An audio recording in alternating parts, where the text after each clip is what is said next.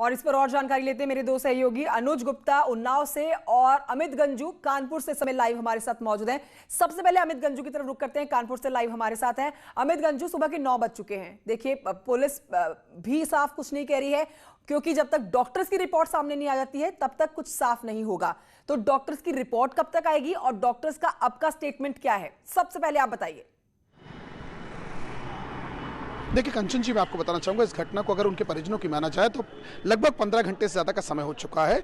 और जिस प्रकार से वहाँ के पुलिस के अधिकारियों का ये कहना था कि ये पॉइजनिंग का मामला है, और अगर हम डॉक्टरों की सूत्रों की माने, अगर पॉइजनिंग का पूरा कोई फैक्ट होता, क्योंकि रात यहाँ लाई गई हैं उन्नाव पहले डिस्ट्रिक्ट हॉस्पिटल, फिर कानपुर के हॉस्पिटल, उसके बाद कानपुर के इस रीजेंसी हॉस्पिटल में लाया गया है, तो पॉइजनिंग का अगर केस होता तो ब्लड्स पे कहीं ना कहीं फीबर्स पड़ जाते हैं, जिसे थक्के कहते हैं, और कहीं ना कहीं होंठ पे नीलापन रहता है, चीक्स पे सफेदी आती है जिसे व्हाइटनेस कहते हैं, ये येलोइश पेल येलोपन कहते हैं।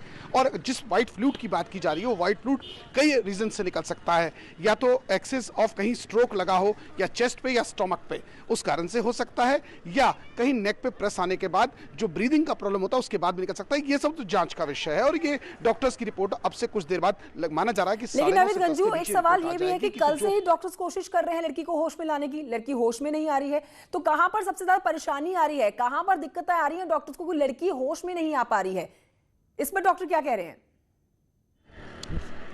देखिए, वही मैं आपको बताना चाहूँगा, डॉक्टर्स तो कुछ भी नहीं ऑफिशियली कह रहे हैं कैमरे के सामने, क्योंकि देखिए मामला अब कहीं ना कहीं तूल पकड़ता जा रहा है, और डॉक्टर्स भी कन्नी काटते नजर आ रहे हैं, क्योंकि जिले के प्रशासनिक अधिकारी का साफ कहना है कि जो रिपोर्ट्स देंगे वो वहाँ के डीएम उन्नाव को देंगे या कंसर्न्ड ऑफिसर्स को देंगे। यहाँ उन्नाव पुलिस के ऑफिसर्स मौजूद हैं, डीवाईएसपी यहाँ मौजूद है, इंस्पेक्टर्स मौजूद हैं 2, और इसके अलावा पुलिस का फोर्स है। अब यहाँ की मैं अपने कैमरामैन से कहूँगा कि इसको दिखाइए, हॉस्पिटल के बाहर पूरी तरीके से गेट बंद कर दिया गया, सिक्योरिटी लगा दी गई, और सिक्योरिटी के ठीक पीछे उन्नाव थाने के फोर्स को अंदर लगा दिया गया है, ताकि मीडिया के लोग अंदर ना जा सकें। अब जहां तक ऑफिशियल की बात है, अगर अनऑफिशियली सोर्सेज की बात की जाए, तो जैसा कि आपने सवाल पूछा कि आखिर कल से अब तक लेकर पूरी टीम इसमें मदद कर रही है, डॉक्टर्स की टीम लगी है, इसमें फिजिशियन लगे हैं, इसमें कार्डियोलॉजिस्ट लगे हैं, इसमें पल्मोनोलॉजिस्ट लगे हैं, तो 3 डॉक्टर्स की तो वो टीम है पल्मोनोलॉजिस्ट, इसलिए कि जो ब्रीदिंग की प्रॉब्लम है वो पल्मोनोलॉजी से रिलेटेड है। जो ओवरऑल फिजिशियन देख रहा है, जिस प्रकार से बात की जा रही थी कि कहीं पॉइजनिंग का कोई मामला तो नहीं है, और हार्ट से रिलेटेड जो कार्डियोलॉजिस्ट से रिलेटेड कहना है कि इसके पैरामीटर्स अभी पूरे प्रॉपरली वर्क नहीं कर रहे हैं। अगर हम इसके बीपी की बात करें तो इसका 110/70 बीपी चल रहा है, that is not proper one. 120/80 जितना हमें मालूम है डॉक्टर्स के अनुसार, 120/80, 110, 100 से 70 तक चला, और सुबह के टाइम ये 60 तक हो गया था। अगर हम इसके पल्स रेट की बात करें तो इसका पल्स रेट जो है 50 तक फ्लोट कर चुका है, हार्ट रेट है 50 तक फ्लोट किया गया। अगर इसके पल्स ऑक्सीजन की बात की जाए तो ठीक है अमित, मैं लौटूंगी और आपसे जानूंगी कि इस समय अस्पताल में परिजनों की तरफ से कौन कौन मौजूद है, और साथ ही पुलिस की तरफ से इस समय किस किस की मौजूदगी। मैं लौटूंगी आपके पास। अनुज गुप्ता भी हमारे साथ फोन लाइन पर मौजूद है, उनसे एक अपडेट लेते हैं। अनुज, सुबह के 9 बज गए हैं, परिजन क्या बोल रहे हैं, परिजनों को क्या उम्मीद बंधी हुई है, और क्या गहमा गहमी इस समय उन्नाव में बनी हुई है, क्योंकि एक खबर यह भी है कि भारी मात्रा में पुलिस फोर्स की तैनाती कल से कर दी गई थी। जी बिल्कुल, आपको बता दें कि इस समय हम उन्नाव के उस गांव में मौजूद है जहां कल ये जो बच्चियों के साथ हृदय विदारक घटना हुई है। यहां पर भारी संख्या में पुलिस का डिप्लॉयमेंट है, और एसडीएम के साथ ही कई सीओ और कई थानों की फोर्स को यहां पर लगाया गया है। आपको बता दें कि जैसा कानपुर में जो पुलिस के सोर्सेज हमारे वो बता रहे हैं कि 9:30 बजे तक रिपोर्ट आनी है, जिसके बाद ही डॉक्टर आगे कुछ स्टेप लेंगे। 9:30 बजे तक रिपोर्ट आने का समय दिया गया है, और डॉक्टरों का उसमें साफ तौर पर कहना है कि जो रिपोर्ट आएगी उसके आगे ही उसके हिसाब से इलाज किया जाएगा। और जो ये पूरा गांव है यहाँ छावनी में तब्दील है।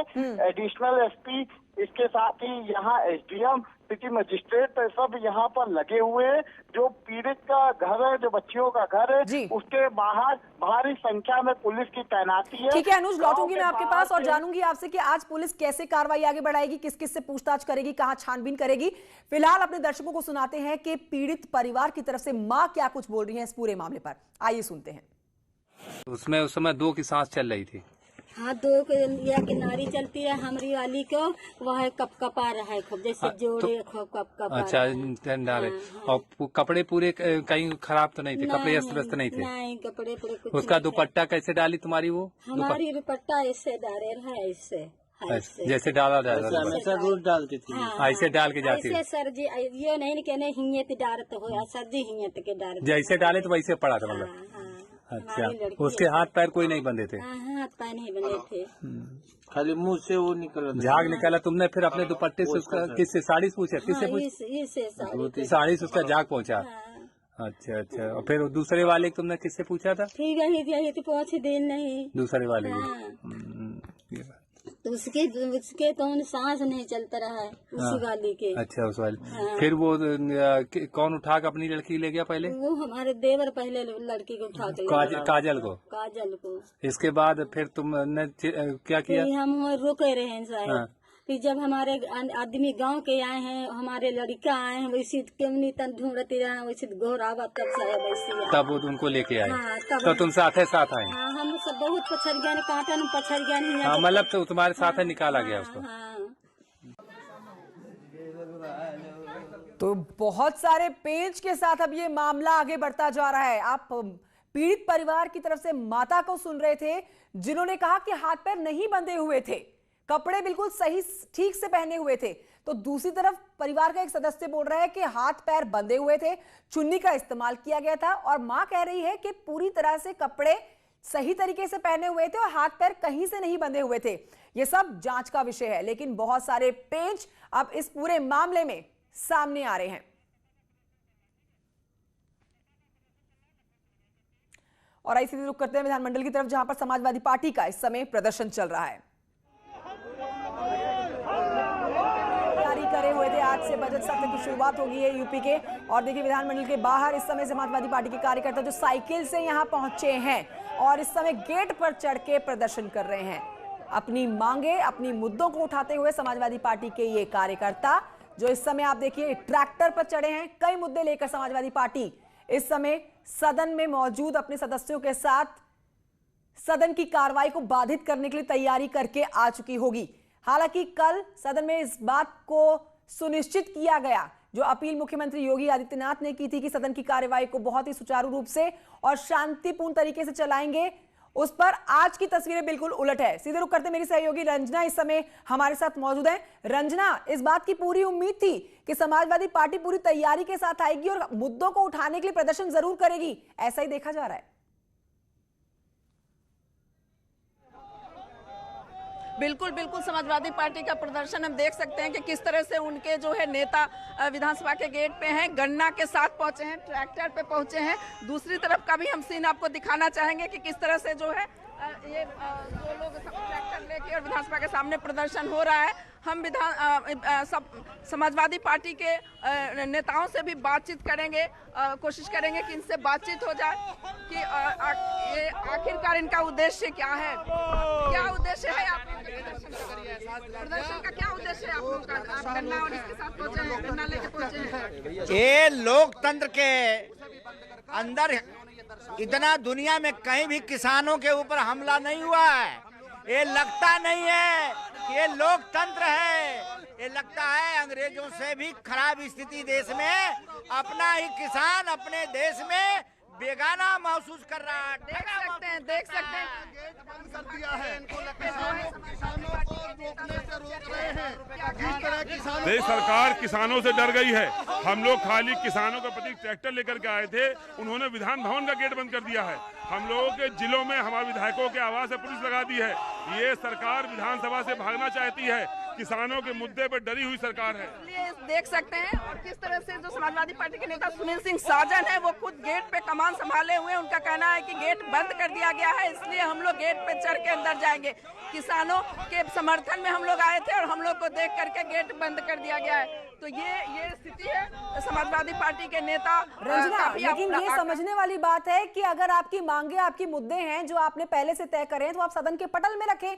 आप गेट पर चल रहे हैं, विधान भवन के बाहर की तस्वीरें बहुत अलग तरीके से सामने आ रही हैं कि समाजवादी पार्टी आखिरकार कर क्या रही है।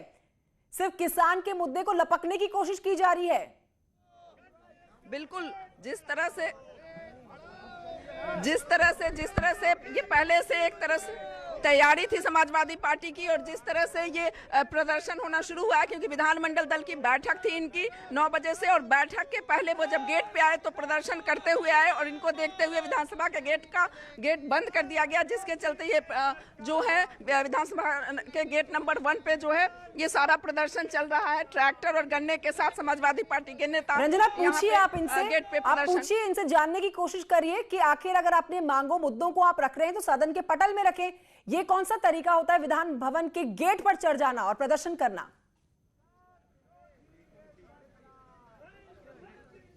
देखिए, इन नेताओं की अगर हम बात करें तो इनका कहना है, हम जरूर बात करने की कोशिश करेंगे एक बार यहाँ पे, कि ये सदन अभी विधानमंडल दल की बैठक थी आप लोगों की, उसके पहले यहाँ पे आप लोग प्रदर्शन कर रहे हैं। हम लोग विधान भवन जाना चाहते हैं। ये बीजेपी सरकार गेट पे ताला लगा रही है। जिस तरीके से किसान को दिल्ली में रोक दिया, और हम किसान के बेटे विधायक हैं, हम लोगों को रोकने का काम कर रहे हैं। समाजवादी पार्टी विरोध करेगी जो अघोषित इमरजेंसी लगा रखी है। गेट पे ताला लगाने की बात हो रही है यहाँ पे, आप क्या कहेंगे? देखिए, तानाशाही रवैया है, इससे बड़ी लोकतंत्र की हत्या और क्या होगी।